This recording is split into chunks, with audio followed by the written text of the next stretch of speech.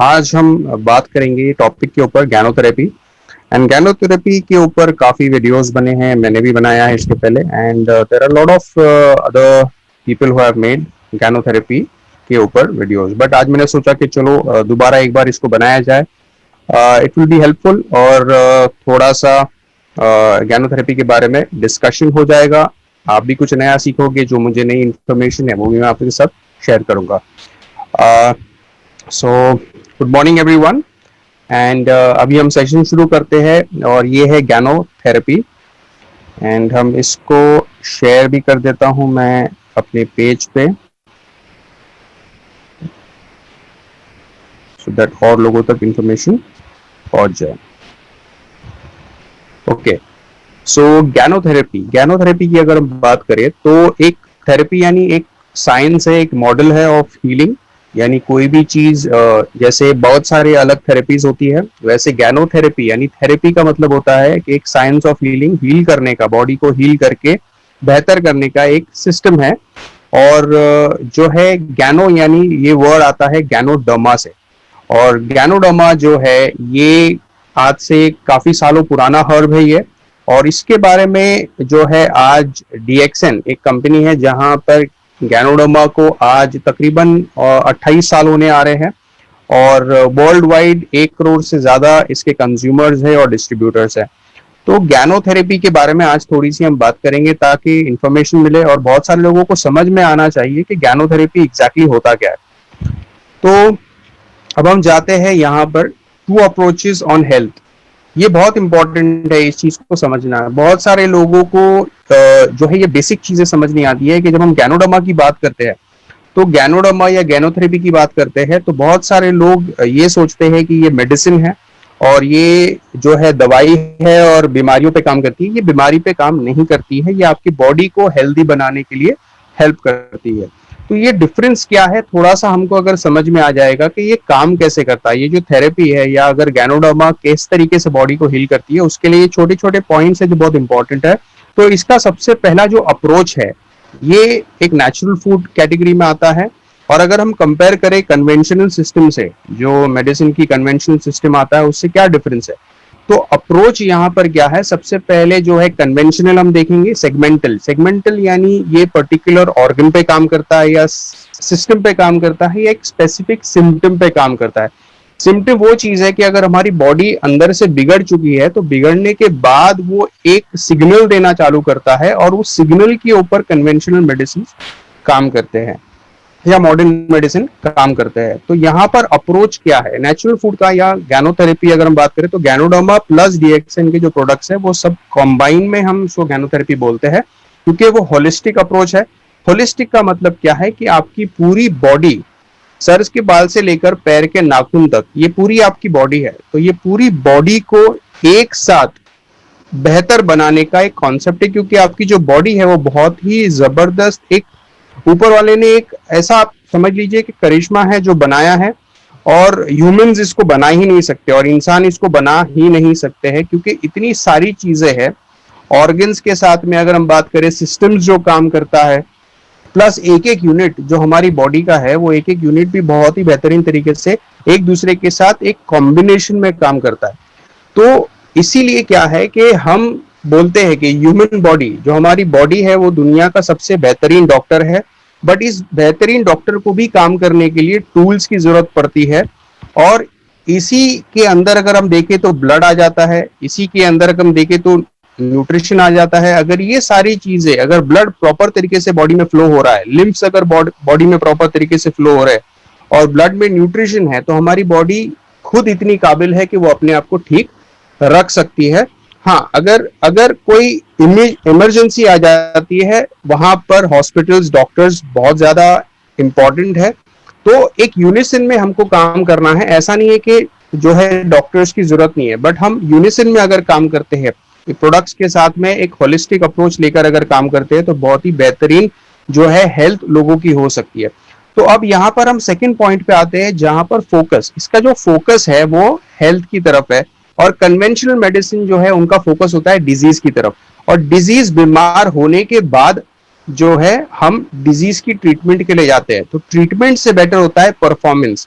अगर आपकी बॉडी जो है बेहतरीन काम करेगी तो आपकी हेल्थ अच्छी होगी। हेल्थ का मतलब एक तरीके से आप समझ लीजिए कि होम्योस्टेसिस होता है। होम्योस्टेसिस यानी बॉडी का एक इंटरनल जो एनवायरनमेंट होता है वो मेंटेन होता है। देखिए अगर आप ठंडी के क्लाइमेट में अगर जाते हैं वहां पे भी आपका बॉडी का टेम्परेचर वही रहता है। अगर आप कोई गर्म एरिया में चले जाते हैं या गर्मी का मौसम होता है वहां पे भी आपकी बॉडी का इंटरनल टेम्परेचर वही होता है। ठीक है, अगर आपको गर्मी लग रही है तो आपकी बॉडी पसीना बनाती है जिससे आपको जो है अंदर की हीट बाहर निकल जाए। और उसी तरीके से जब आपको ठंडी लगती है तो बॉडी अंदर हीट जो है बनाती है और उसको कंस्ट्रिक्ट कर देती है यानी रोक देती है अपने अंदर।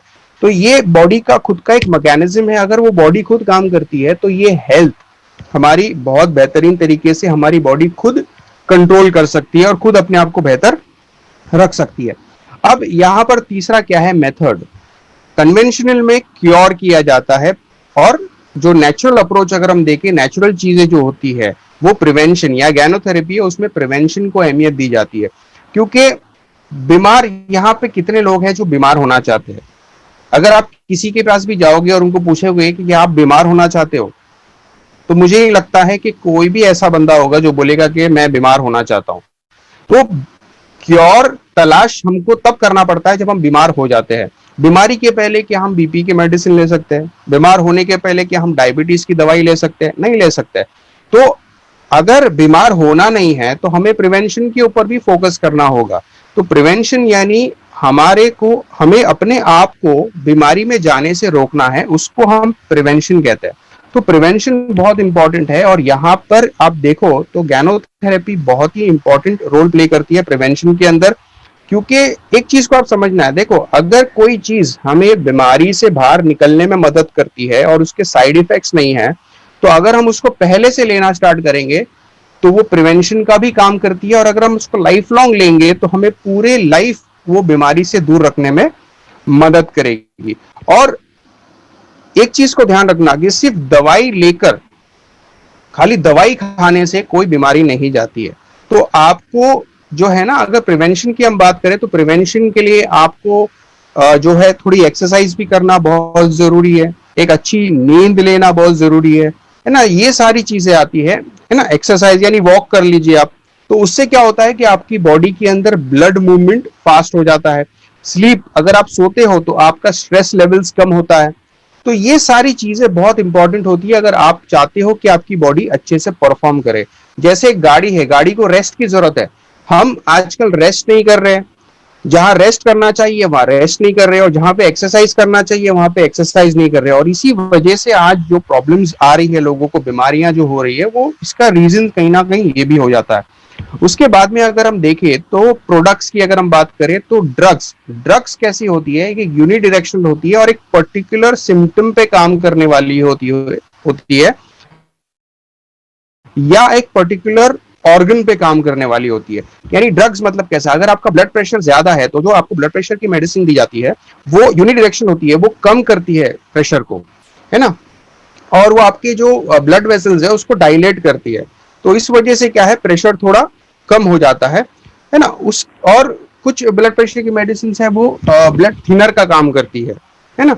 तो ये जो है वो यूनिडायरेक्शनल, अगर आपने उसको हद से ज्यादा ले लिया, अगर आपने उसको ज्यादा ले लिया तो वो प्रॉब्लम क्रिएट कर सकती है। क्योंकि अगर आपका प्रेशर लो हो जाएगा तो वो और भी प्रॉब्लम्स क्रिएट करती है। उसी तरीके से शुगर के लिए जो मेडिसिन होती है, अगर आप उसको यूज करते हो तो आपको शुगर लेवल कम करेगी, बट अगर आपने एक्सेस में यूज कर लिया तो वो और ज्यादा कम कर देगी। और यहाँ पे जो हम सप्लीमेंट्स की बात करते हैं तो सप्लीमेंट्स भी आपको समझना बहुत जरूरी है कि कुछ सप्लीमेंट्स ऐसे होते हैं जो फैक्ट्री मेड होते हैं और कुछ सप्लीमेंट्स हैं जो गार्डन मेड होते हैं।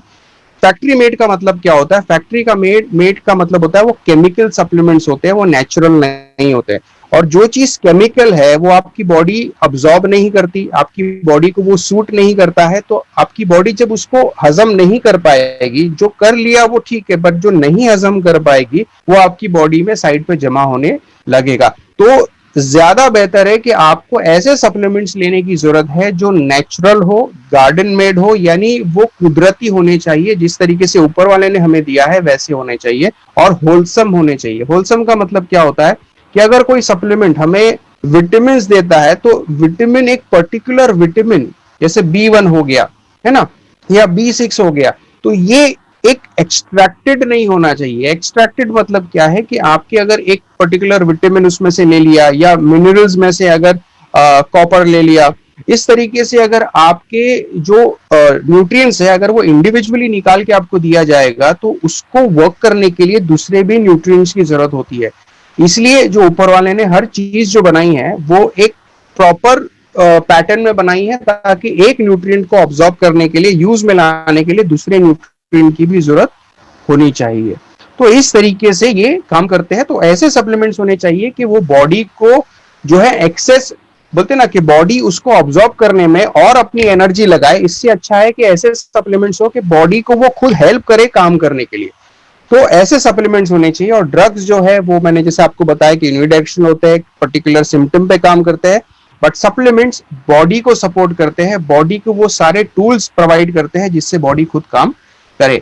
और यहाँ पर जो अप्रोच होता है गैनोथेरेपी का अगर हम बात करें या इसकी बात करें तो कन्वेंशनल में करेक्शन कब की जाती है, जब बॉडी में प्रॉब्लम्स आने लगते हैं तब उसको करेक्ट किया जाता है। और हमारा यहाँ पे जो गोल है गैनोथेरेपी का, जो गोल है वो है वेलनेस। वेलनेस क्या मतलब ये होता है कि हम पहले से ही उसको वो सारी चीजें दे जो बॉडी को परफॉर्म करने में हेल्प करे।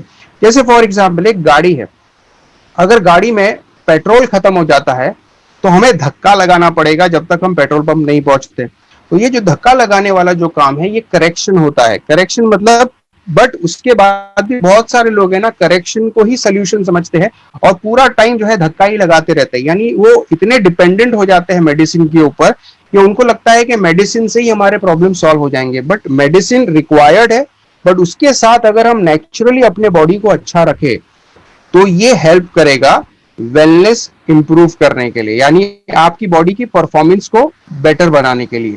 ठीक है, तो ये हमारा गोल जो है वेलनेस होना चाहिए।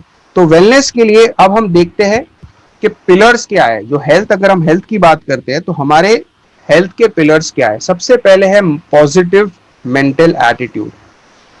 और पॉजिटिव मेंटल एटीट्यूड इसलिए बहुत इंपॉर्टेंट है क्योंकि अगर आपका स्ट्रेस, अगर आप नेगेटिविटी आपकी ज्यादा होगी तो आपके हार्मोन्स जो है वो प्रॉपर तरीके से रिलीज नहीं होंगे। तो हार्मोन्स अगर रिलीज नहीं होते तो हमारी बॉडी में बहुत सारी तोड़ फोड़ होने के चांसेस है, बहुत सारे हमारी बॉडी के वर्किंग कैपेबिलिटी नहीं हो पाती। इसलिए जो लोग खुश रहते हैं उनका जो है ये आप देखिए कि जब हम खुश रहते हैं ना तो खुश रहने में क्या होता है कि हमारे हार्मोन्स अच्छे तरीके से रिलीज होते हैं जो हमारी बॉडी के लिए बहुत फायदेमंद होते हैं। तो इसलिए पॉजिटिव मेंटल एटीट्यूड बहुत इंपॉर्टेंट है, ये होना बहुत जरूरी है। खुश रहोगे और अगर एक पॉजिटिव माइंडसेट रहेगा तो बहुत सारे लोग जो है ना पॉजिटिव माइंडसेट से ही फास्ट रिकवर करते हैं अपने प्रॉब्लम से, हेल्थ रिलेटेड प्रॉब्लम से। और जो लोग, और अगर हम बिजनेस की भी बात करें, अगर फाइनेंसिस की भी बात करें, तो जो लोग एक प्रॉब्लम को देखकर अगर पॉजिटिव माइंडसेट रखते हैं तो वो प्रॉब्लम से वो बाहर निकल सकते हैं क्योंकि वो सोल्यूशन की तलाश करते हैं। तो पॉजिटिव माइंडसेट एक फिजिकल लेवल पे भी इंपॉर्टेंट होता है और मेंटल लेवल पे भी बहुत इंपॉर्टेंट होता है। और उसके बाद अगर हम देखें तो हेल्दी लाइफस्टाइल। हेल्दी लाइफस्टाइल में क्या आ जाता है, आपका प्रॉपर तरीके से जो है एक्सरसाइजेस होना चाहिए, आपके वॉक्स होने चाहिए, आपका जो है एक जैसे पॉजिटिव माइंडसेट की अगर हम बात करें तो एक्सरसाइजेस से क्या होता है कि हमारा ब्लड सर्कुलेशन इंप्रूव होता है। उसके साथ में अगर हम देखे जाए तो एक्सरसाइज करने से क्या होता है कि हमारी जो ब्रीदिंग है वो ब्रीदिंग और फास्ट हो जाती है। तो जब ब्रीदिंग फास्ट होती है तो ऑक्सीजन भी हम ज्यादा इनटेक करते हैं। और उसी तरीके से अगर हमारा स्लीप पैटर्न है वो अच्छा रहेगा तो जो हमारा जो साइकिल होता है स्लीपिंग और उठने का जो साइकिल होता है वो अगर मेंटेन होता है तो काफी स्ट्रेस लेवल हमारे अच्छे रहते हैं, उससे हमारा ब्लड प्रेशर भी सही रहता है। तो एक लाइफस्टाइल भी होनी चाहिए। ऐसा नहीं है कि हमने सिर्फ एक प्रोडक्ट खा लिया या हमने दवाई खा ली उससे हम सही हो जाएंगे, नहीं, हमें अपने आप को सही रखना पड़ेगा। देखो हेल्थ एक ऐसी चीज है, आपको समझना बहुत जरूरी है कि अगर आपको पता करना है कि हेल्थ कितनी इंपॉर्टेंट होती है तो आप उनसे जाके पूछिए जो बीमार हो चुके हैं। बीमार होने के बाद में ऑलरेडी स्ट्रेस बढ़ता जाता है, टेंशन बढ़ता जाता है कि क्या ये बीमारी हमारी जाएगी या नहीं जाएगी, क्या हम पहले जैसे होंगे या नहीं होंगे, क्या हमारी कंडीशन और बुरी होने वाली है या नहीं होने वाली है। तो इसीलिए आज से ही आपको अपने आप के बारे में सोचना शुरू करना पड़ेगा और एक हेल्दी लाइफस्टाइल मेंटेन करना स्टार्ट करना है। उसके साथ में अगर हम देखें तो हेल्दी डाइट, डाइट क्यों हमें बहुत जरूरी है, सही खाना खाना बहुत जरूरी है, क्योंकि आज देखा जा रहा है कि हमारे खाने में बहुत प्रॉब्लम्स हो रहे हैं। यानी हम एसिडिक फूड ज्यादा खा रहे हैं। हम अगर मार्केट से सब्जी भी लेकर आते हैं, वो हरी है, उसको हम लाल करके खाते हैं, तो ये सारी चीजें प्रॉब्लम दे रही है। उसके अलावा अगर हम बात करें सप्लीमेंटेशन, सप्लीमेंटेशन भी बहुत ज्यादा आज इंपॉर्टेंट हो चुका है, क्योंकि खाने में वो सारे न्यूट्रिएंट्स हमें नहीं मिल पा रहे हैं। इसी वजह से हमें सप्लीमेंटेशन की जरूरत। सप्लीमेंटेशन का मतलब क्या होता है कि जो हम कर रहे हैं उसी के साथ में एक ऐसा एड ऑन हो जाता है, और वही एडिशनल जो चीजें हम लेते हैं वो हमारी बॉडी को हेल्दी और फिट रखने में हेल्प करती है। तो अब हम यहाँ पे देखते हैं toxin and imbalance. Toxin and imbalance of body are caused by internal and external factors such as stress, modern lifestyle, free radicals, air pollution, polluted water, chemical, drugs. ये सारी चीजें आपको पता होगी कि बाहर का जो मॉडर्न लाइफस्टाइल आज जो है, पोल्यूशन बढ़ चुका है। पानी के अंदर अगर आप देखें, हवा में आप देखें, तो हर जगह पे पोल्यूशन बढ़ चुका है। प्लस उसके साथ में जो फ्री रेडिकल्स है, फ्री रेडिकल्स जो है उसमें जो है ये तोड़फोड़ करते हैं। ये हमारी बॉडी के अंदर बहुत तेजी से ये तोड़फोड़ करते हैं, अच्छे सेल्स को भी ये बुरे सेल्स बना देते हैं, जिस वजह से हमारी बॉडी में फास्ट डिस्ट्रक्शन होता है। तो इसको भी सही रखने के लिए ये, और ये स्ट्रेस, हमारी बॉडी में स्ट्रेस बढ़ने की वजह से भी ये बढ़ने लगते हैं। तो इसीलिए स्ट्रेस है आज हमारा जो प्रॉब्लम है, वो इम्बैलेंस होने की वजह स्ट्रेस है। हमारा मॉडर्न लाइफस्टाइल है, फ्री रेडिकल्स है, air pollution, polluted water, chemicals. Chemicals की अगर हम बात करें, आज जेनेटिकली मॉडिफाइड खाना आ चुका है, वो खाना भी आज हम जो खा रहे हैं वो सही नहीं है। उसके अलावा अगर हम देखें तो ड्रग्स है, दवाइयाँ बहुत सारी दवाइयाँ खा रहे हैं, और आर्टिफिशियल हम सप्लीमेंट्स ले रहे हैं।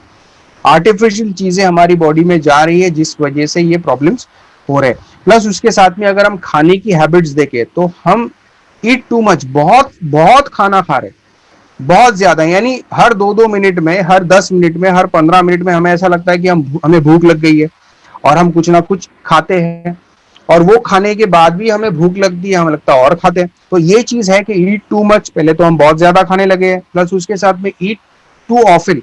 यानी बोलते ना कि ये बोला जाता ना कि आज की तारीख में लोग, है ना, जीने के लिए खाना नहीं खा रहे, आज खाने के लिए जी रहे, है ना। ये हो रहा है, इस वजह से ये प्रॉब्लम्स हो रही है हमें। और ये क्यों हो रहा है? क्योंकि हमारी बॉडी का जो न्यूट्रिशनल डेफिशिएंसी, मतलब न्यूट्रिशन मतलब क्या है कि आपकी बॉडी में जो रिक्वायरमेंट होती है, अगर आप खाना खा रहे हो, उस खाने में वो चीजें नहीं है जो बॉडी की जरूरत की है, तो बार बार हमारे ब्रेन सिग्नल सेंड करता है कि हम भूखे हैं, हम भूखे हैं, हम भूखे हैं। इस वजह से ये प्रॉब्लम हो रहा है। इस वजह से हम ज्यादा भी खाना खा रहे हैं, और उसके साथ में हम बहुत खाना खा रहे हैं और बार बार खाना खा रहे हैं। और तीसरा जो प्रॉब्लम है वो ईट टू फास्ट। ये बहुत फास्ट खाने की जो हमारी आदत है, उसमें क्या होता है कि हमारा जो मुंह है, वहां पर आप देखिए सलाइवरी ग्लैंड्स होते हैं। अगर वो जब हम खाना चबाते हैं, तो चबाने में वो ग्राइंडर है, जैसे चक्की होती है ना, आटा पीसने की जो चक्की होती है, वैसे हमारे जो दांत है वो चक्की है, और एक ही चक्की हमारे बॉडी में है ना। उसके बाद में क्या होता है कि वो अंदर जब जाता है, तो जो सलाइवा है, वो सलाइवा के साथ में हमारे बॉडी के अंदर जो है न्यूट्रिएंट्स ब्रेक होना स्टार्ट होते हैं। हमारा जो खाना है उसमें से न्यूट्रिशन अब्सॉर्ब होता है, और फिर आगे जाकर जो है वो स्टमक के होते हुए हमारी पूरी इंटेस्टाइन तक जाता है। तो अगर हम शुरुआती दौर में अगर उसको अच्छे तरीके से चबाए, तो चबाने से क्या होता है कि वो पार्टिकल्स अच्छे तरीके से ब्रेक होते हैं, और जितने अच्छे तरीके से आप उसको ग्राइंड करोगे, जितने अच्छे तरीके से आप उसको बोलते हैं ना कि लिक्विडी टाइप बनाओगे, उतना आपकी बॉडी में वो जब जाता है अंदर स्टमक के ऊपर और इंटेस्टाइन के ऊपर, और बॉडी ऑर्गन जो है उस पर लोड कम पड़ता है, और जल्दी अब्सॉर्ब होने में वो हेल्प करता है। तो जो काम आपका स्टमक जो है, अभी अगर आप चबाते नहीं हो ज्यादा, तो आपके स्टमक को ज्यादा काम करना पड़ता है, आपके इंटेस्टाइन्स को ज्यादा काम करना पड़ता है। पर अगर आप चबाओगे ज्यादा और उसको लिक्विडी करके या एकदम ही ग्राइंड करके जब आप भेजते हो अंदर बॉडी में, तो वो उतना आपके स्टमक को फास्ट काम करने में हेल्प करता है, और उसमें से ज्यादा न्यूट्रिशन को फास्ट अब्सॉर्ब करने में हेल्प करता है। तो ये एक बेनिफिट है।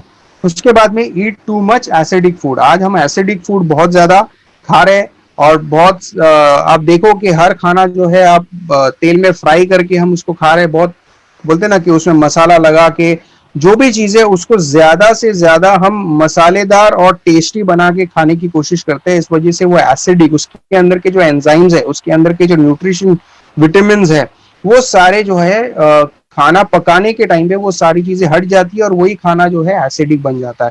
और each too much cooked food, ये खाना ज्यादा पकाने की वजह से उस खाने के अंदर जो न्यूट्रिशन है वो भी निकल जाता है। तो खाने में कैलोरीज होती है पर न्यूट्रिशन नहीं होता है। इस वजह से हमारी बॉडी को जो जरूरत है वो चीजें नहीं मिलने की वजह से हम बार बार उसको खाने की कोशिश करते हैं। और ईट टू लिटिल ग्रीन वेजिटेबल, यानी ग्रीन अगर हम बात करें तो ककड़ी हो गया, है ना, फिर कैबेज लोग रॉ भी खाते हैं। तो ये सारी चीजों के अंदर फाइबर्स होते हैं, है ना, फाइबर होते हैं, फाइटोन्यूट्रिएंट्स होते हैं। तो फाइटोन्यूट्रिएंट्स एक एंटीऑक्सीडेंट का काम करता है। और फाइटोन्यूट्रिएंट का अगर आप एग्जांपल समझो तो मान लीजिए कि हम धूप हो गई तो हम छाव में जाकर रुक जाते हैं, बारिश हो गई तो हम कहीं पे जाके बैठ जाते हैं। उसी तरीके से मुझे बताइए कि जो पेड़ पौधे होते हैं, अगर बारिश हो गई या धूप हो गई तो क्या वो चल के जा सकते हैं कहीं पे? तो उनके अंदर वो कैपेबिलिटी या उनके अंदर वो एक्स्ट्रा जो न्यूट्रिएंट्स हम बोलते हैं वो फाइटो न्यूट्रिएंट्स होते हैं, जो उनको इन्फेक्शन से या उनको इंसेक्ट से या धूप से बारिश से बचा के रखते हैं। और वो न्यूट्रिशन अगर हमें मिल जाता है तो हमारी बॉडी के अंदर भी वो कैपेबिलिटी बढ़ जाती है कि हम भी अपने आप को अंदर से स्ट्रांग रखे। तो ये जो है ग्रीन वेजिटेबल से हमें मिलता है। तो आगे हम देखते हैं कि body as the best doctor in the world, ये बॉडी जो है ये हमारा दुनिया का सबसे बेहतरीन डॉक्टर है। बट वो डॉक्टर को हम जब टूल्स ही प्रोवाइड नहीं करेंगे तो वो अपने आप को ठीक नहीं रख सकती, अपने खुद को अंदर से बेटर रखने के लिए केपेबल नहीं रहेगा अगर आप उसको वो सारे न्यूट्रिएंट्स नहीं देते हो। तो यहाँ पर 3 डिफेंस, यानी अगर गैनोथेरेपी की हम बात करें तो यहाँ पे हम बॉडी की अगर बात करें तो बॉडी में 3 डिफेंस लेवल्स होते हैं। और अगर हम देखें तो बॉडी कैसे काम करती है तो यहाँ पर ये 3 फेजेस है हमारी बॉडी को जो टॉक्सिन से डील करने के लिए। तो जैसे मैंने बताया था कि जो टॉक्सिन है ऐसी चीजें हैं जो हमारी बॉडी की जरूरत की नहीं है पर बाहर से अंदर आती है, जैसे डस्ट पार्टिकल्स हो गए। उसके अलावा जो हमारी बॉडी के अंदर जो जरूरत का है बट अगर वो एक्सेस में हो गया, वो ज्यादा हो गया तो वो प्रॉब्लम क्रिएट कर सकता है, जैसे शुगर हो गया, सॉल्ट हो गया। अगर शुगर ज्यादा हो गया तो वो डायबिटीज की तरफ ले जाएगा। प्लस उसके साथ में अगर हम सॉल्ट की बात करें तो सॉल्ट जो है वो जब वो एक्सेस हो जाता है तो हमारा ब्लड प्रेशर भी इंक्रीज होने लगता है ना। प्लस जो है हमारे हार्ट की कंडीशन खराब होने लगती है, क्योंकि सॉल्ट, ज्यादा सॉल्ट अगर हमारी बॉडी में होता है तो वाटर रिटेंशन बढ़ जाता है। वाटर रिटेंशन बढ़ने की वजह से हमारी बॉडी की जो नर्व्स है, जो ब्लड वेसल्स है उसके ऊपर प्रेशर आता है। तो ये सारी चीजें होती है। तो अब ये बॉडी कैसे इसको डील करती है, वो फर्स्ट लेवल ऑफ डिफेंस जो है वो डिस्चार्ज फेज है, सेकंड लेवल ऑफ डिफेंस है वो पुट असाइड फेज है, और थर्ड लेवल ऑफ डिफेंस है वो ट्यूमर डेवलपिंग फेज है। तो हम इसको देखते हैं ये यहाँ पर कैसे काम करता है। तो फर्स्ट लेवल ऑफ डिफेंस जो है वो toxin will be discharge from the body. हमारी बॉडी में से जो टॉक्सिन है, यानी हमारी बॉडी जो है, हमारा स्किन जो हमारी बॉडी का सबसे बड़ा ऑर्गन है वो भी एक एक्सक्रीटरी ऑर्गन है। वो पसीने के साथ में कुछ टॉक्सिन्स को भी वो रिलीज करता है। वाटर सॉल्युबल जो टॉक्सिन्स होते हैं वो हमारी बॉडी जो है बाहर फेंकती है। उसके अलावा जो हमारी किडनी है वो भी एक एक्सक्रीटरी ऑर्गन है। तो जो बॉडी के लिए नहीं सही है, वो बॉडी जो है वो पानी में से, हमारे ब्लड में से जो वाटर जो है उसको रिलीज करती है, और उसके साथ में जो अनवांटेड हमारी बॉडी के अंदर जो टॉक्सिन्स है उसको भी वो रिलीज करती है। तो इस तरीके से हमारे यूरिन से भी टॉक्सिन्स बाहर निकलते हैं।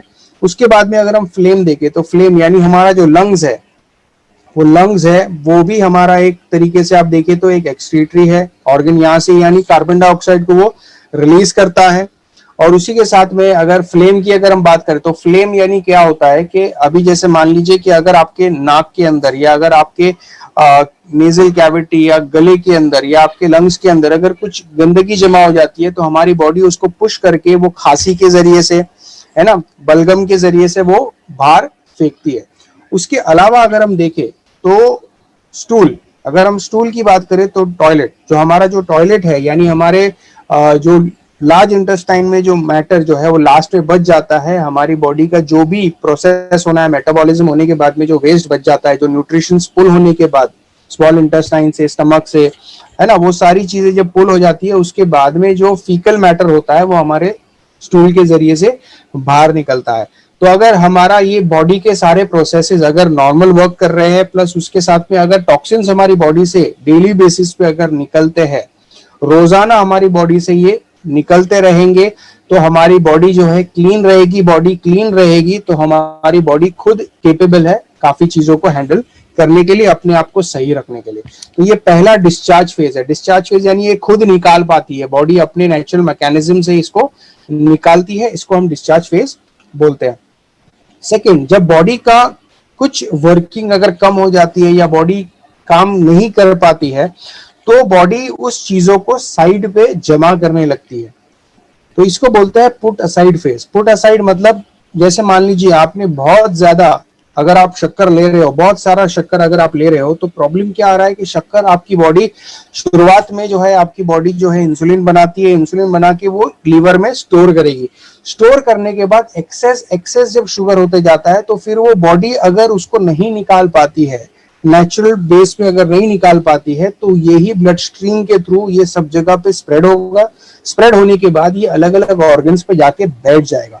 तो बैठने की वजह से ये उस एरिया में भी जो है आगे प्रॉब्लम्स क्रिएट कर सकता है। तो इट कैन क्रिस्टलाइज, ये देखिए शुगर हो गया, सॉल्ट हो गया, यूरिक एसिड है, तो ये सारी चीजें जो है, कैल्शियम हो गया, तो ये सारी चीजें जब एक्सेस में हमारी बॉडी में आने लग जाती है, तो एक्सेस में होने की वजह से क्या होता है कि ये पुट असाइड फेज होना स्टार्ट होता है, क्योंकि बॉडी का नेचुरल मैकेनिज्म वर्क कम कर रहा है या ना के बराबर कर रहा है, जिस वजह से ये प्रॉब्लम्स हो रही है, जिस वजह से जो है ये इन फ्यूचर आपको हो सकता है कि ये आपकी नसों को नैरो कर सकता है, जिसकी वजह से ब्लड फ्लो स्टॉप हो सकता है अगर फैट्स आपकी बॉडी में ज्यादा जमा हो रहा है। उसी तरीके से अगर आपकी बॉडी में जो है कैल्शियम ज्यादा है या यूरिक एसिड ज्यादा घूम रहा है, तो ये स्टोन भी बन सकता है जो किडनी को इफेक्ट करता है। यूरिक एसिड जो है आपके घुटनों को पेन दे सकता है। तो ये सारी चीजें जो है हमारी बॉडी अगर नेचुरल बेसिस पे डेली नहीं निकाल पाएगी, तो ये प्रॉब्लम क्रिएट होगा। या तो फिर वो जैसे बताया कि combined with inert material to form cholesterol and fat, जैसे आपकी नसों के अंदर वो जाकर जो है फैट जमा हो के जो है आपकी नसों की जो ल्यूमेन गैपिंग है उसको कम कर सकता है, जिस वजह से ब्लड फ्लो भी कम हो सकता है। और अगर ब्लड फ्लो कम हो गया, तो आपके जहां पे वो ब्लड फ्लो हो रहा है वहां पे न्यूट्रिशन भी कम जाएगा। तो जब न्यूट्रिशन भी कम जाएगा, तो वो आगे के जो ऑर्गन्स है या आपके आगे के जो टिश्यूज है या आगे की जो भी आपका सिस्टम है, वो उसके अंदर जब न्यूट्रिशन कम जाएगा, तो उसकी वर्किंग भी धीरे धीरे कम होगी। तो बॉडी एज अ होल काम करना बहुत जरूरी है। बॉडी जो है अपने आप को सही कर सकती है, बट हमें उस चीज के ऊपर बर्डन, जैसे मैंने आपको बताया कि आपकी जो फूड इनटेक है वो भी आपको सोच समझ के लेना है। उसके साथ में आपको एक्सरसाइज भी करना है ताकि ब्लड सर्कुलेशन इंप्रूव होता रहे। उसके साथ में स्लीप आपकी प्रॉपर होनी चाहिए ताकि आपका हार्मोन बैलेंस रहे, आपकी बॉडी के ऑर्गन्स जो है बैलेंस में काम करते रहे। तो पुट असाइड फेज हो गया।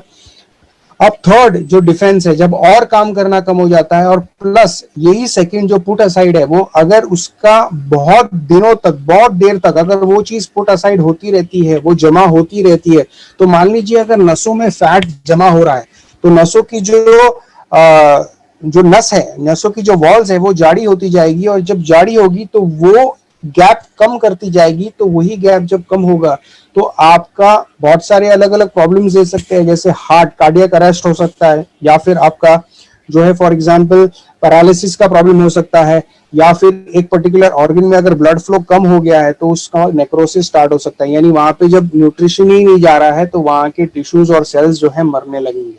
तो इसीलिए जो है अपने आप को सही रखना बहुत जरूरी है। आपकी बॉडी जो है पहले लेवल पे ही काम करते रहे, उसके लिए आपको डेली अपने आप को बेटर रखना बहुत जरूरी है। तो थर्ड लेवल ऑफ डिफेंस की अगर हम बात करें तो ट्यूमर बनने लगता है। उसी तरीके से आप देखिए किडनी में स्टोन बन जाता है, आपके अलग अलग ऑर्गन्स में सिस्ट बनने लगते हैं, ट्यूमर्स बनने लगते हैं। तो ये सारी चीजें जो है ये थर्ड लेवल पे आ जाता है, जहां पे आपकी बॉडी जो है ऑलमोस्ट बहुत ही कम काम कर पा रही है। तो इसीलिए जो है हमें बॉडी को, मैंने जैसे बताया, body is the best doctor in the world. अगर आप उसको वो सारे न्यूट्रिशन और वो सारे जो बॉडी को रिक्वायरमेंट है, अगर हमने उसको सही तरीके से प्रोवाइड कर लिया, तो हमारी बॉडी जो है अपना काम खुद कर सकती है और अपने आप को खुद टॉक्सिन से और इम्बैलेंस को जो है बैलेंस करने में हेल्प कर सकती है और टॉक्सिन निकालने में। अब तो वही बताया ज्ञानोडर्मा। अब ज्ञानोडर्मा की अगर हम बात करें तो सबसे पहले क्या है, दो चीजें हमारे पास ज्ञानोडर्मा, उसके अंदर एक आरजी और जीएल है। ज्ञानोडर्मा का मतलब क्या है, ज्ञानो मतलब शाइनिंग और डर्मा मतलब स्किन।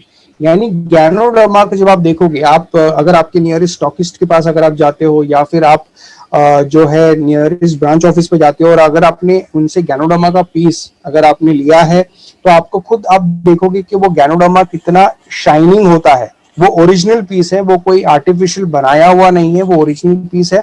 और ज्ञानोडर्मा शाइनिंग स्किन, तो जो लोग इस प्रोडक्ट को यूज करते हैं तो बॉडी के जो सेल्स है वो ऑप्टिमम लेवल पे काम करने की वजह से हमारी बॉडी का ऑक्सीजन लेवल सही रहता है, हमारी बॉडी का जो है वर्किंग कैपेसिटी और जो ऑप्टिमम लेवल पे हमारी बॉडी काम करती है। इसलिए जो है वो स्किन से लेकर बॉडी के जितने सेल्स है, टिश्यूज है, ऑर्गन्स है, सिस्टम है, और बॉडी को जो है ये नरिश करती रहती है और बॉडी को ऑप्टिमम लेवल पे काम करने में मदद करती है। तो जो ज्ञानोडर्मा की अगर हम बात करते हैं, तो वो ज्ञानोडर्मा के अंदर जो फ्रूट पार्ट है, जो आप देखोगे इस फोटो के अंदर, आप जो इसका जो फ्रूट पार्ट है और एक जड़ का भाग होता है, तो जो फ्रूट पार्ट है उसका जो गुदा होता है, उस गुदे से आरजी बनाया जाता है। यानी आरजी, उसको आरजी बोला जाता है, रेशी है ना, रेशी गैनो। तो ये जो गुदा है ये आरजी, इसमें जो है डिटॉक्सिफिकेशन की जो है बहुत हेल्प करता है। ये डिटॉक्सिफिकेशन के एलिमेंट्स बहुत होते हैं, है ना।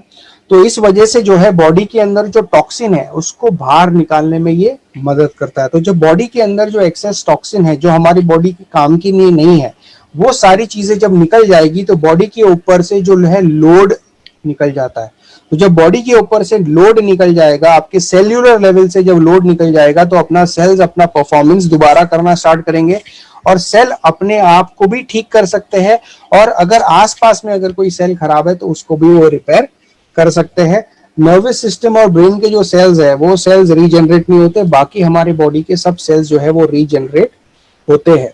तो एवरीडे हमारी बॉडी में रीजनरेशन होता है और डीजनरेशन भी होता है। तो अगर हमारा डीजनरेशन का जो प्रोसेस है, यानी हमारे बॉडी का जो टूट फूट, अगर हम बोलते हैं बॉडी के जो सेल्यूलर लेवल पे जो टूट फूट होती है, अगर वो टूट फूट ज्यादा हो रही है बनने के मुकाबले में, तो आपकी बॉडी में प्रॉब्लम्स आने स्टार्ट होते हैं। तो होम्योस्टेसिस, जैसे मैंने बताया था, बॉडी का एक मैकेनिज्म होता है, बॉडी का एक सिस्टम होता है कि आपस में वो एक दूसरे के साथ काम करे। तो अगर हमारे बॉडी के जो सेल्स है, हमारी बॉडी खुद अपने सेल्स को डिस्ट्रॉय भी करती है, और हमारी बॉडी जो है उस सेल्स को वापस से बनाती भी है। अब डिस्ट्रॉय क्यों करती है, जब सेल का एक पर्टिकुलर एज लिमिट होता है, उसके बाद में वो सेल्स जो है वो काम नहीं कर पाती, सेल्स की जो है वर्किंग एफिशिएंसी ज्यादा नहीं होती, इस वजह से बॉडी को उसको डिस्ट्रॉय करना पड़ता है और नए सेल्स को उसकी जगह पे बॉडी बनाना स्टार्ट करती है। तो ये प्रोसेस होते रहना चाहिए। तो उसी तरीके से जो है हमारी बॉडी जो है, आरजी जो है हमारी बॉडी को सपोर्ट करती है डिटॉक्सिफिकेशन। अगर ये टॉक्सिन जमा हो गया, तो टॉक्सिन एग्जाम्पल क्या करता है, मान लीजिए कि अगर आप जैसे टॉक्सिन, अगर फैट्स अक्यूमुलेशन बहुत ज्यादा हमारी बॉडी में हो रहा है, और वो अगर हमारी नसों को काम करने से रोक रहा है या हमारी सेल्स को काम करने से रोक रहा है, तो वो सेल काम कर नहीं पाएगी। वो सेल जब काम नहीं कर पाएगी तो हमारी बॉडी का उस एरिया का जो फंक्शन है वो कॉम्प्रोमाइज हो जाएगा। कॉम्प्रोमाइज होने की वजह से उस एरिया की बीमारी होनी स्टार्ट हो जाएगी। तो डिटॉक्सिफिकेशन बहुत ज्यादा इंपॉर्टेंट है। डिटॉक्सिफिकेशन होते रहना चाहिए ताकि आपकी बॉडी जो है वो क्लीन होती रहे, अपने आप को सही रखती रहे। तो इसी तरीके से आरजी जो है डिटॉक्सिफिकेशन में हेल्प करता है सेल्यूलर लेवल पे, प्लस उसके साथ में जो जीएल है वो सपोर्ट करता है बॉडी को बैलेंस करने में।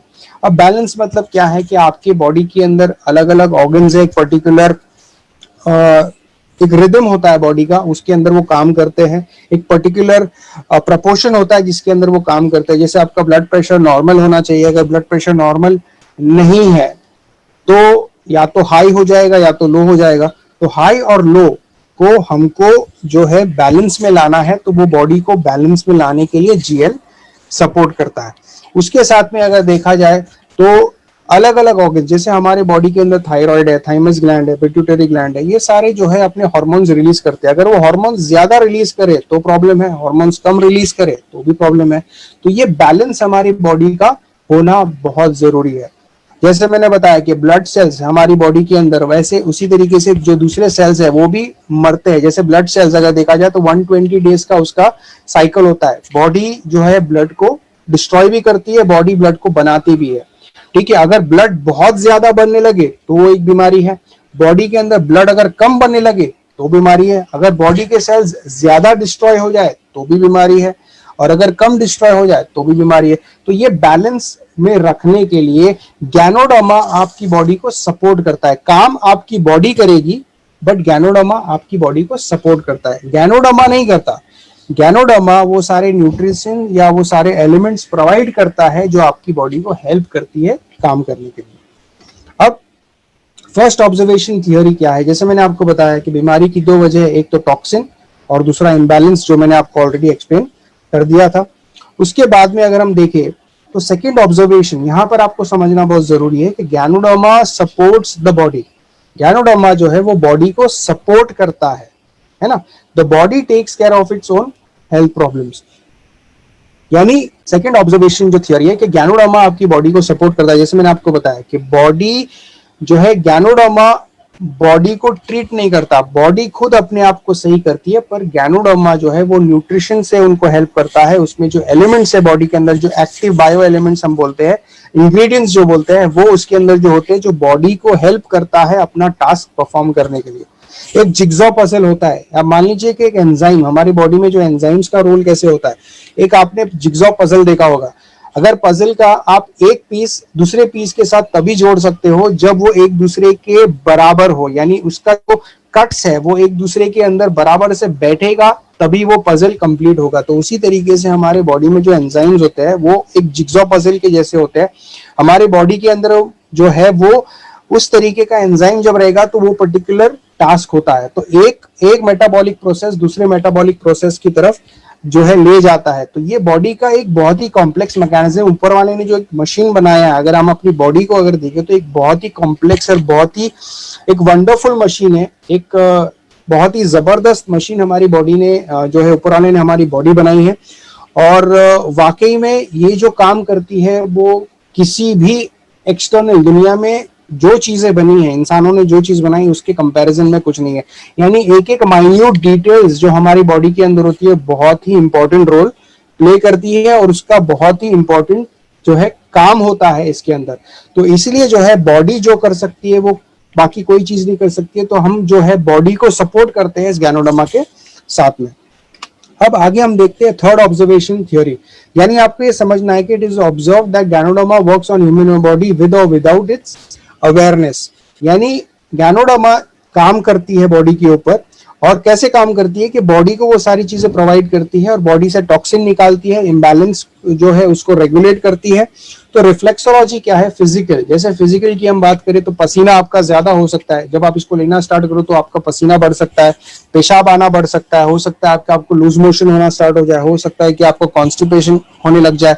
बट वो धीरे धीरे आपकी बॉडी, और ये जो एलिमेंट रिफ्लेक्शन है इसको हम एलिमेंट रिफ्लेक्शन बोलते हैं, कि नाक से पानी आने लग जाए, खांसी ज्यादा हो जाए, बलगम ज्यादा निकलने लगे, तो ये सारे जो है ये एलिमेंट रिफ्लेक्शन है। और ये एलिमेंट रिफ्लेक्शन जो है ये गैनोडर्मा प्रोड्यूस नहीं करता, ये आपकी बॉडी प्रोड्यूस करती है। जब बॉडी खुद काम करती है तो बॉडी खुद अपने अंदर से टॉक्सिन निकालने का जो इसका प्रोसेस है वो प्रोसेस फॉलो करती है, जिस वजह से वो एलिमेंट रिफ्लेक्शन आपके सामने आते हैं। तो फिजिकल भी होते हैं और इमोशनल भी होते हैं ये रिफ्लेक्शंस। उसके बाद अगर हम देखें तो इसका डोज का कॉन्सेप्ट क्या है, डोज का सिस्टम क्या है, कैसे इसका डोज लेना चाहिए। तो पहले यहाँ पर 1 to 4 6 इसका वे ऑफ कंजम्पशन है जो डॉक्टर लिन ने बताया है, और इस तरीके से आप इसको ले सकते हो। एंड फर्स्ट वीक में, यानी आप जब इसको स्टार्ट करते हो तो फर्स्ट वीक में आप 1 पेयर अ डे, यानी 1 पेयर का मतलब क्या होता है आपको मैं थोड़ा सा बता देता हूं। हम ये जो आरजी और जीएल, यानी आरजी बॉटल में से एक कैप्सूल और जीएल बॉटल में से एक कैप्सूल, जब आप दोनों एक साथ लेते हो इसको 1 पेयर बोलते हैं। ठीक है, तो ये 1 पेयर की अगर हम बात करें तो यहाँ पर फर्स्ट वीक में हमें 1 पेयर अ डे, यानी आप सुबह भी ले सकते हो, दोपहर को ले सकते हो, रात को ले सकते हो, आपके ऊपर है। 1 पेयर अ डे हमको लेना है।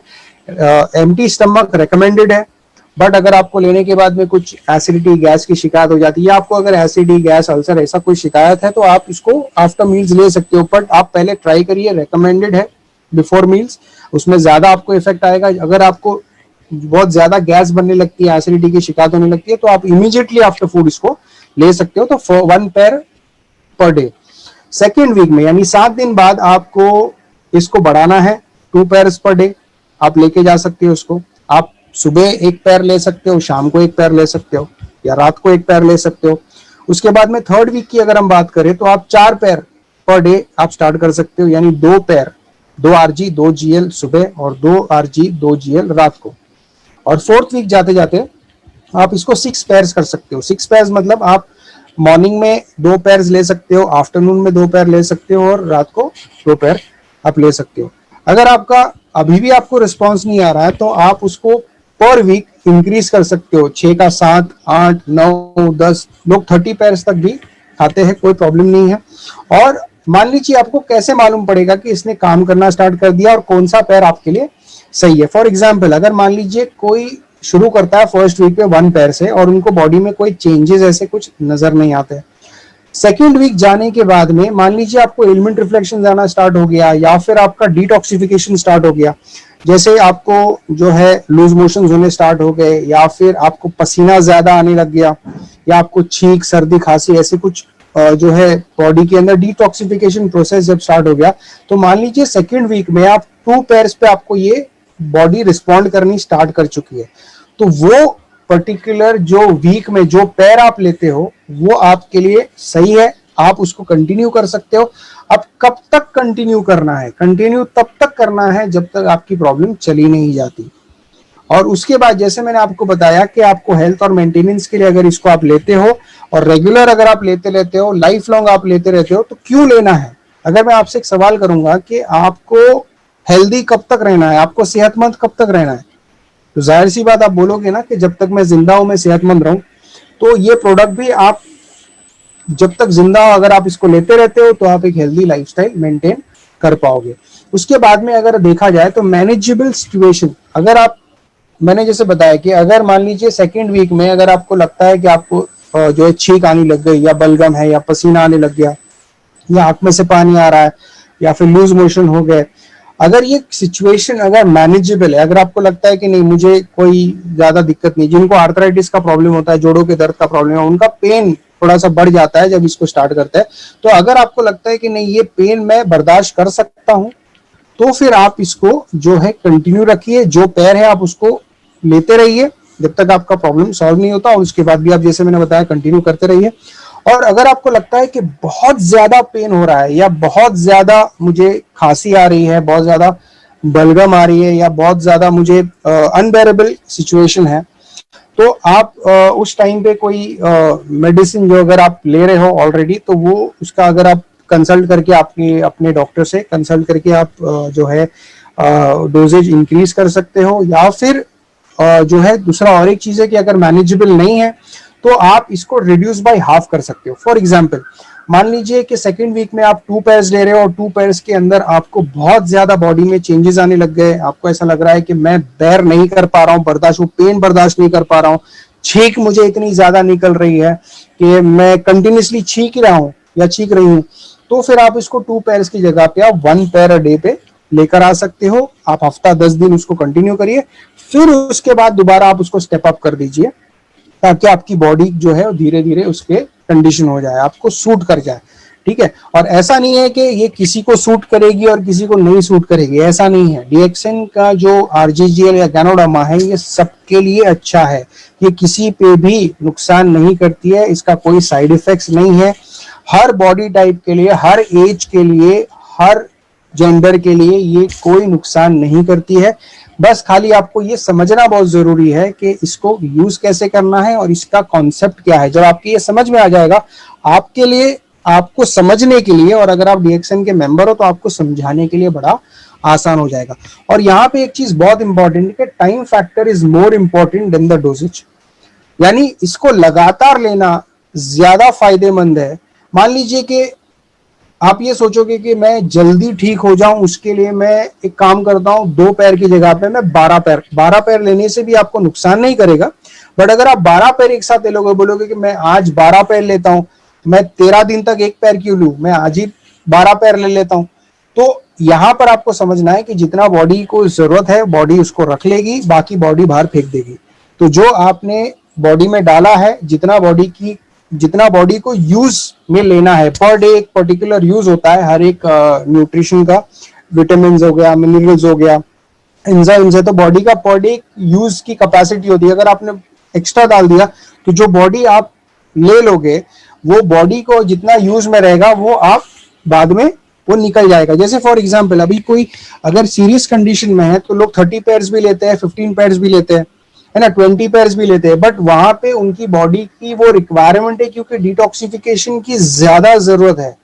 उस टाइम पे बॉडी में अगर कोई ट्यूमर बन गया है, बॉडी के अंदर अगर बहुत प्रॉब्लम्स है, या अगर कोई फैट अक्यूमुलेशन कहीं पे हो रहा है और बॉडी को ज्यादा पुश की जरूरत है, ज्यादा बॉडी को न्यूट्रिशन की जरूरत है जिससे वो अपने अंदर से टॉक्सिन निकाल सके, तो वो टाइम पे 15 पैर, 20 पैर, 30 पैर भी है। और अगर कोई हेल्दी है तो भी वो खा सकता है, कोई प्रॉब्लम नहीं है। अगर आपको अगर खाना है तो 30 पैर्स भी आप पर डे ले सकते हो, उससे ज्यादा भी आप पर डे ले सकते हो, कोई प्रॉब्लम नहीं है। बट रेगुलर अगर आप लेते हो तो रेगुलर जो आप लेते रहोगे वो रेगुलर पैटर्न में जब आप लोगे तो उसका फायदा आपको ज्यादा महसूस होगा।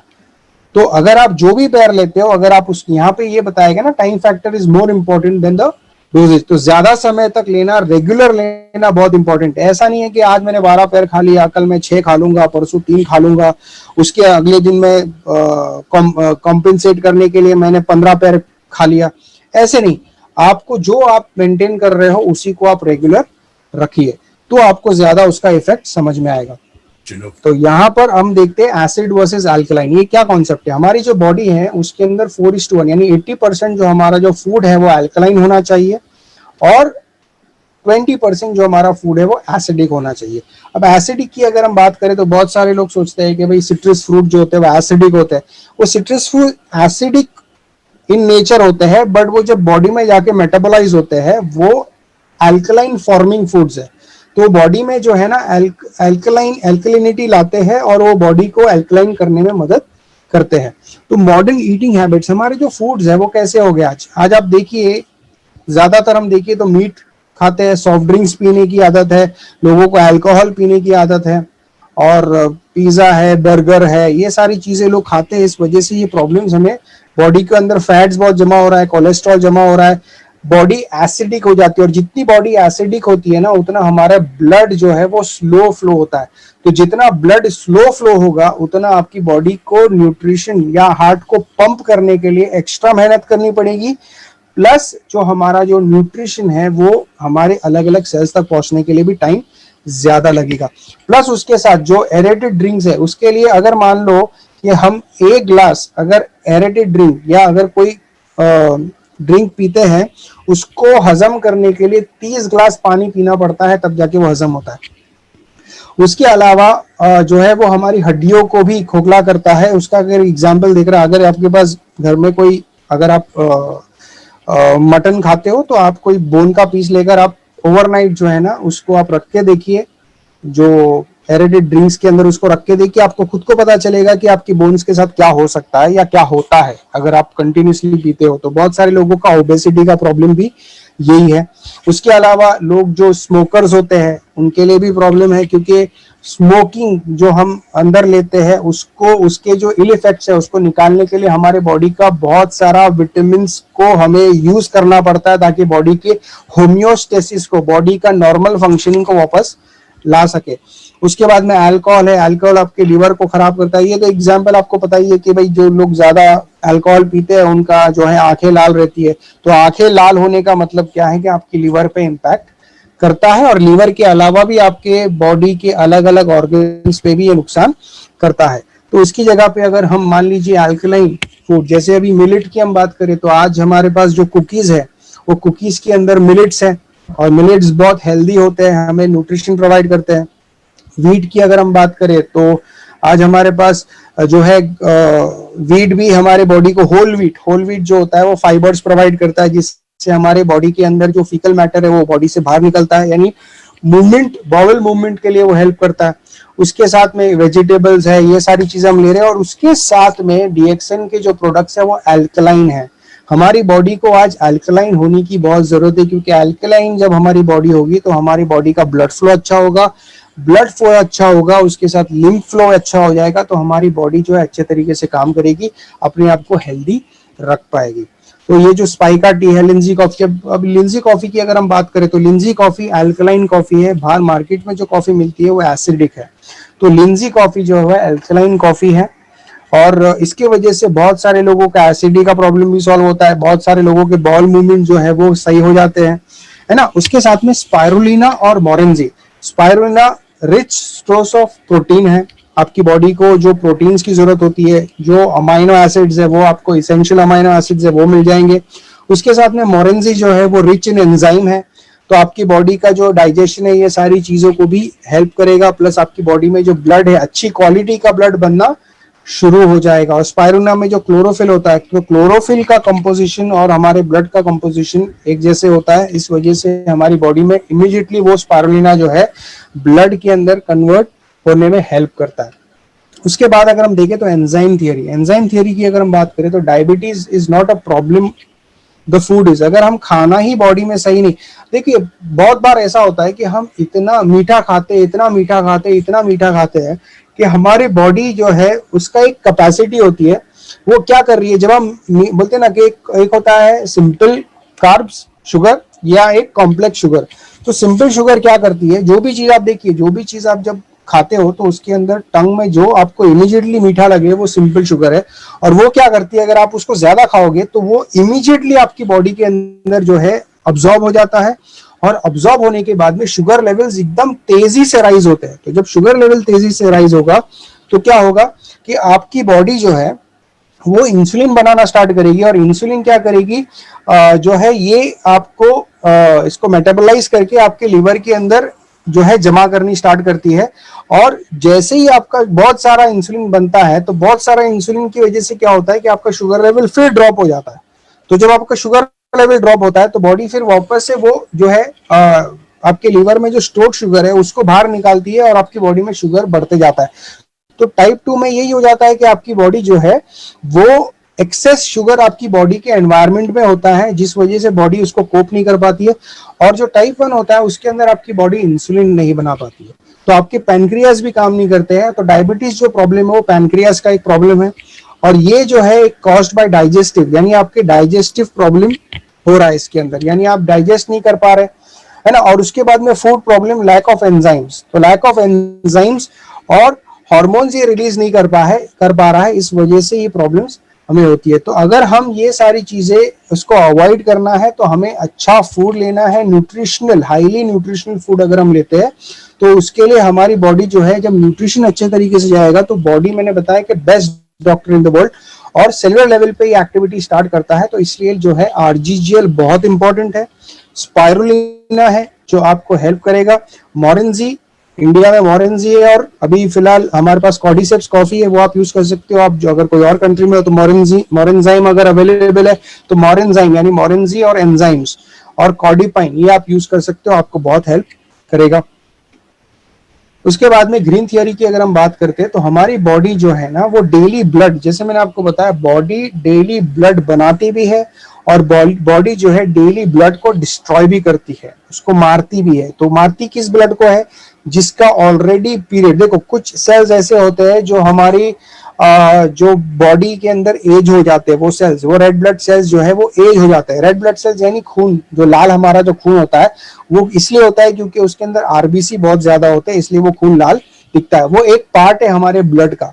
तो वो सेल्स बहुत इंपॉर्टेंट होते हैं हमारी बॉडी को, है ना।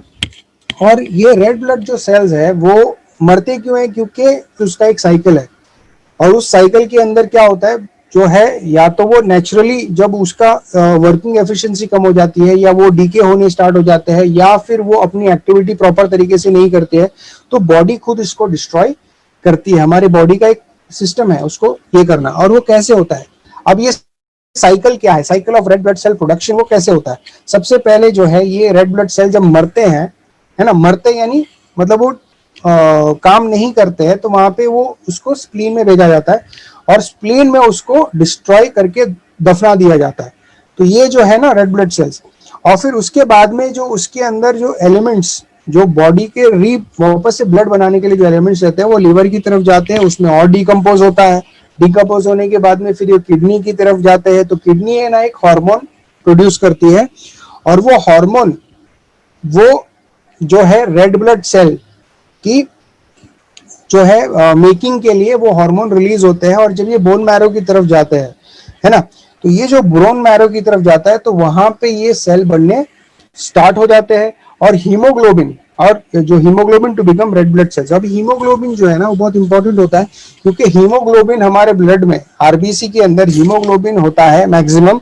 और वो हीमोग्लोबिन जो है ना वो हमारे जो है ऑक्सीजन मॉलिक्यूल्स को जो है सेल्स के अंदर आरबीसी के अंदर वो अटैच करते हैं, और ब्लड के जरिए से वो जाके हर जगह पे जाके वो ऑक्सीजन प्रोवाइड करते हैं। यानी हमारे सेल्स के लिए जो है ऑक्सीजन की जरूरत है वो टिश्यूज तक लेके जाते हैं, है ना। तो लंग से जो है वो ऑक्सीजन पुल करते हैं ब्लड, है ना, ऑक्सीजनेटेड हो जाते हैं, और वहां से कार्बन डाइऑक्साइड रिलीज करते हैं, वो बॉडी से बाहर जो है हमारे नाक से बाहर आ जाता है।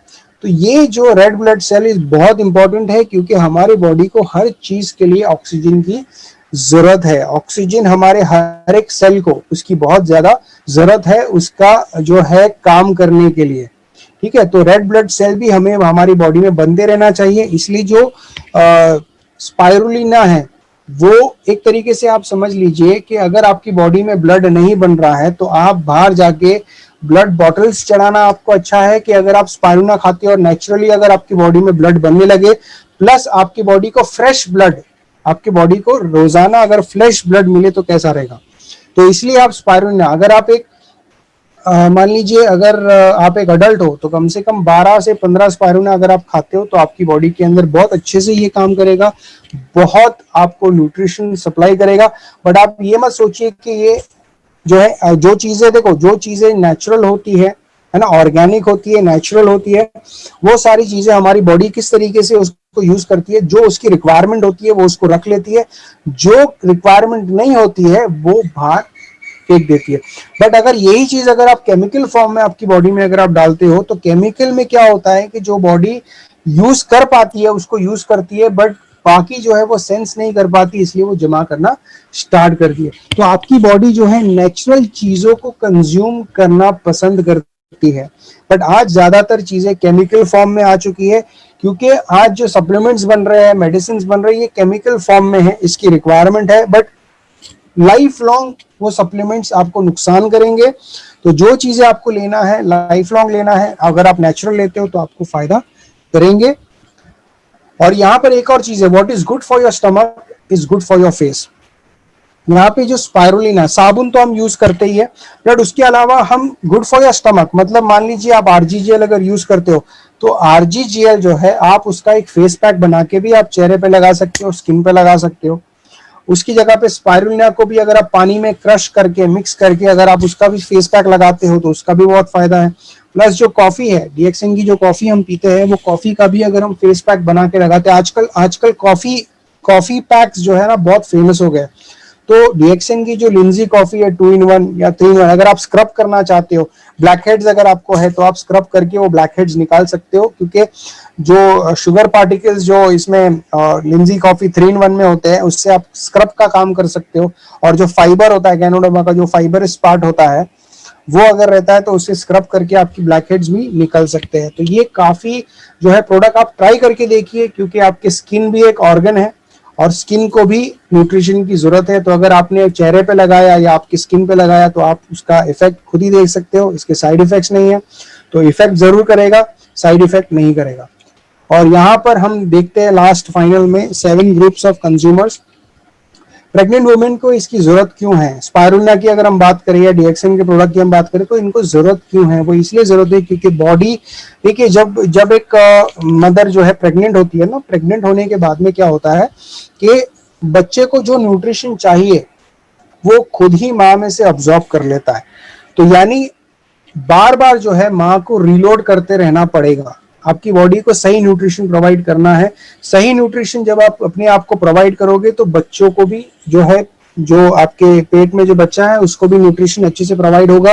बट अगर मान लीजिए आपके अंदर ही न्यूट्रिशन डेफिशिएंसी है तो बच्चे को न्यूट्रिशन अगर नहीं पहुंचेगा तो वो ग्रोथ के अंदर नुकसान करेगा। हो सकता है बच्चा प्रीमैच्योर पैदा हो सकता है कॉम्प्लिकेशंस हो जाए, हो सकता है बच्चों का development, bone development, brain development बराबर से ना हो। इसीलिए हमें जो है मदर जो है उसको उनको अपना न्यूट्रिशन लेना बहुत ज्यादा जरूरी है। तो जब वो अपना न्यूट्रिशन लेते रहेंगे तो बच्चों को भी न्यूट्रिशन सही पहुंचेगा।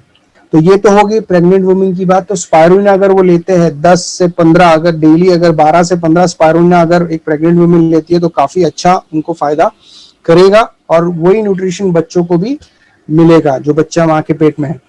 उसके बाद अगर हम बात करें तो इन्फेंट जो बच्चा होता है 5 साल तक बच्चे को जो है ग्रोथ और डेवलपमेंट की बहुत जरूरत होती है। उनके बॉडी के सारे ऑर्गन्स जो है वो बढ़ते जाते हैं, साइज में बढ़ते हैं। इस वजह से जो है बॉडी को प्रोटीन्स की बहुत ज्यादा जरूरत होती है क्योंकि प्रोटीन्स हमारे बॉडी का मेजर पार्ट प्ले करता है। तो जब स्पायरुलिना बच्चे को अगर मिलता है तो वो प्रोटीन जो है कंटेंट से इसका डेवलपमेंट ग्रोथ बहुत अच्छे तरीके से होगा।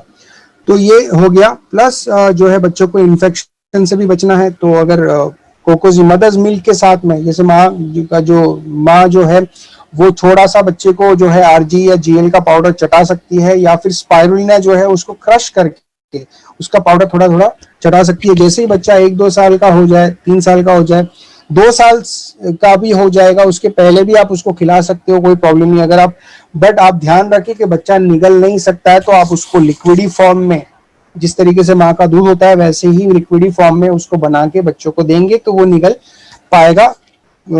इसको जो है थिक नहीं देना है, कड़क नहीं देना है। उसके साथ में जब 2 साल का हो जाता है बच्चा तो फिर कोकोजी आप मिल्क के साथ स्टार्ट कर सकते हो।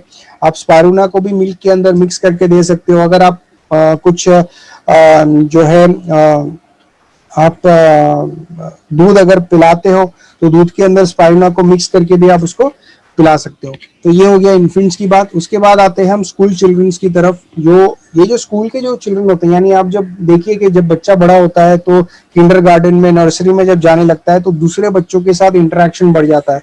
तो दूसरे बच्चों के साथ जब इंटरेक्शन बढ़ जाता है तो काफी इन्फेक्शंस भी होने लगते हैं क्योंकि एक बच्चा बीमार है, उनके माँ बाप ने उनको बेच दिया, वो बच्चे का इन्फेक्शन दूसरे बच्चों को लगता है। और कुछ कुछ जैसे हैंड फुट माउथ करके जो है ये भी बीमारी है। और जमीन पे भी बहुत सारे बच्चे हैं जो अपना जो है हाथ मुंह में डालते हैं या पैर की उंगलियां मुंह में डालते हैं या कुछ जमीन पे खेल रहे हैं, जैसे कार से खेल रहे हैं या फिर कोई चीजों से खेल रहे हैं, तो वो भी इन्फेक्शन, जमीन से भी कुछ जो है इन्फेक्शन बॉडी के अंदर जा सकता है ना। तो ये चीजों से बचने के लिए अगर हम उनको स्पायरुलिना डेली अगर देते हैं और कोकोजी अगर हम मिक्स करके देते हैं दूध में डेली, अगर दिन में 2 बार 3 बार बच्चा जब भी दूध पीता है अगर कोकोजी के साथ में चॉकलेट मिल्क जैसा हम बना के बच्चे को दे सकते हैं ताकि इम्यूनिटी बच्चे की स्ट्रांग रहे। प्लस ये एज में उनको ग्रोथ की भी जरूरत है, ब्रेन कॉन्सेंट्रेशन की जरूरत है, मेमोरी पावर इंप्रूवमेंट की जरूरत है, हार्ट अच्छा रहना चाहिए क्योंकि भाग दौड़ करना है ना। तो ये सारी चीजों में हेल्प करता है डीएक्सएन का कोकोजी। अगर हम उसके बाद में और डीएक्सएन के प्रोडक्ट्स और उसमें अगर हम जीएल भी ऐड कर ले तो और ज्यादा बेनिफिट करेगा। उसके साथ में टीनेजर्स की अगर हम बात करते हैं तो टीनेजर्स जो होते हैं जब वो कॉलेज में जाते हैं तो इनके अंदर बॉडी में हार्मोनल चेंजेस आते हैं, लोगों को फोड़ियां आने लगती है, लड़कों को लड़कियों को जब कम एज से लेकर वो प्यूबर्टी का फेज जो होता है उसके अंदर बहुत सारे बॉडी में हार्मोनल चेंजेस होते हैं, बहुत सारे तोड़फोड़ होने लगते हैं। तो ये इम्बैलेंस है। तो अगर उस टाइम पे ये आरजीजीएल, स्पायरुलिना, कोकोजी या डीएक्सएन की कॉफी अगर ये प्रोडक्ट्स रेगुलरली कंज्यूम करते रहेंगे तो इनका जो फेज है फ्रॉम टीन, है ना, टीनेजर जो है, यानी इनका जो प्यूबर्टी का जो फेज है, ये जो चेंजेस जो बॉडी में होते हैं, प्यूबर्टी जो चेंज होता है वो चेंज प्रॉपर तरीके से मैनेज हो जाएगा, प्रॉपर तरीके से अच्छे तरीके से जो है बॉडी परफॉर्म करेगी और बॉडी के अंदर ज्यादा तोड़फोड़ नहीं होगी और बॉडी के अंदर ज्यादा कॉम्प्लिकेशंस नहीं होने में ये हेल्प करेंगे। तो टीनेजर्स के लिए भी बहुत अच्छा है क्योंकि उस टाइम पे उनको अच्छा दिखना भी है। तो अच्छे दिखने के लिए खाली बोलते ना स्किन और स्किन डीप यानी अंदर होना चाहिए। तो जब बॉडी को हम अंदर से गैनोडर्मा और ये सारे प्रोडक्ट जब हम अंदर से कंज्यूम करेंगे तो बॉडी के इंटरनल यानी आपका पेट साफ रहेगा, आपके इंटेस्टाइन साफ रहेंगे, आपके लंग्स अच्छा काम करेंगे, आपकी बॉडी का अंदर सारा परफॉर्मेंस अच्छा रहेगा, तो आपकी बॉडी जो है उसको अच्छे से हैंडल करेगी। प्लस उसके साथ में डीएक्सएन के और भी जो प्रोडक्ट्स है, जैसे फॉर एग्जांपल इसका जो सोप है, डीएक्सएन का जो सोप है, वो सोप भी अगर किसी को आप अप्लाई करने को देते हो तो आपकी जब स्किन क्लियर रहेगी तो उनको दिखना बहुत अच्छा लगता है, उनको दिखना पसंद आता है। तो लड़कों को कॉफी आप दे सकते हो, उसके साथ में आप जो है साबुन दे सकते हो। अगर लड़कियां हैं तो उनको आप कोकोजी जीएल आरजी दे सकते हो, प्लस उसके साथ सोप आप दे सकते हो। उसी के साथ में ठंडी का क्लाइमेट है तो एलोवेरा लोशन भी आप दे सकते हो। इस तरीके से जो है काफी टीनेजर्स के लिए भी प्रोडक्ट है। अगर हम बात करें तो फिफ्थ, मैरिड कपल्स के लिए इसकी क्या जरूरत है, स्पाइरुलिना, आरजीजीएल, मोरेंजी अगर हम इसको देते हैं तो उनका जो फैमिली जो लाइफ, मैरिड लाइफ जो इनकी होती है उसमें परफॉर्मेंस की उनको बहुत ज्यादा जरूरत होती है, थकान नहीं होती है, प्लस काफी जो डिजीजेस है वो उसमें वो हेल्प करते हैं ये प्रोडक्ट्स। आप इसको यूज करोगे तो पता चलेगा। और इसके लिए सबसे बेस्ट जो है स्टेमिना बिल्ड करने के लिए कॉर्डिसेप्स कॉफी है, प्लस गैनोडर्मा बेस्ड जो हमारी लिम्जी कॉफी है वही काफी फायदेमंद है। प्लस अगर मान लीजिए कि अगर स्पाइरुलिना अगर हम किसी को देते हैं तो स्पाइरुलिना से बॉडी के अंदर ब्लड बनता रहेगा, बॉडी के अंदर न्यूट्रिशन मिलता रहेगा, और आरजीजीएल से भी उनको एनर्जी मिलती रहेगी। तो जो परफॉर्मेंस है उसके अंदर आप देखिए कि अगर बॉडी के अंदर स्ट्रेंथ नहीं है तो वो परफॉर्मेंस या एक्ट में स्ट्रेंथ नहीं रहेगा। तो इस वजह से मैरिड कपल्स के लिए भी ये बहुत फायदेमंद है। और काफी ऐसे केसेस है जो फिजियोलॉजिकली अगर किसी को बच्चे नहीं हो रहे, इनफर्टिलिटी के भी प्रॉब्लम्स रहते हैं, तो ऐसे कितने ऐसे केसेस है जहां पर ये प्रोडक्ट यूज करने के बाद लोगों को फायदा मिला है और आज जो है उनकी डिलीवरीज भी हुई है, और कितने ऐसे हैं जो गैनो बेबी पैदा हो चुके हैं। तो ये प्रोडक्ट यूज करने के बाद ही आपको इसके बेनिफिट्स समझ में आएंगे। उसके बाद में हम सीनियर सिटीजन की बात करते हैं तो सीनियर सिटीजन जो होते हैं ना, इनको इंडिपेंडेंट रहना बहुत पसंद आता है। इंडिपेंडेंट क्यों रहना है, उन्होंने अपनी पूरी लाइफ उन्होंने जो है इंडिपेंडेंट रहा है, अपने काम किए हैं, एक्टिव थे। और आज जितना एक्टिव हम है उससे कहीं गुना ज्यादा प्रीवियस जनरेशन एक्टिव थी। तो उनको घर बैठना, अपना काम नहीं कर पाना बहुत ही प्रॉब्लम होता है। तो आरजीजीएल आप उनको दे सकते हो, स्पाइरुलिना दे सकते हो, मोरेंजी दे सकते हो, और उसके अलावा जो है या नोनीजी, इंडिया में नोनीजी के नाम से आप वो दे सकते हो, और कोकोजी उनको दे सकते हो। अगर किसी को शुगर प्रॉब्लम है तो उनको आप थोड़ा सा अवॉइड करो, आप देखो पहले। और उसके बाद में आप जो है ये डीएक्सएन के जो प्रोडक्ट कॉर्डिसेप्स कॉफी जो है ये बहुत अच्छा है। ये एंटी डिप्रेसेंट जैसा भी काम करता है कि अगर किसी को डिप्रेशन की शिकायत है, कॉर्डिसेप्स कॉफी भी वो पी सकता है। स्टेमिना बिल्ड करना है उसके लिए भी काफी फायदा करता है। और सातवीं जो हमारी कैटेगरी है वो है सिक पीपल, बीमार लोगों को आप इसको दवाई, ये दवाई नहीं है, ये कोई मेडिसिन नहीं है कि आप इसको मेडिसिन बोल के आप बीमारों को दे सकते हो, नहीं। बट आप इस बेसिस पे दे सकते हो कि एक सर्टेन पर्सन को ये प्रॉब्लम था, अगर वो यूज करके अगर वो बाहर आए हैं तो आप भी यूज करिए। ऑन व्हाट बेसिस, वही गैनोथेरेपी, जैसे मैंने बताया कि गैनोथेरेपी में डीएक्सएन के प्रोडक्ट किसी भी बीमारी पे डायरेक्ट काम नहीं करते, किसी भी बीमारी पे काम नहीं करते, ये आपको पहले समझना है।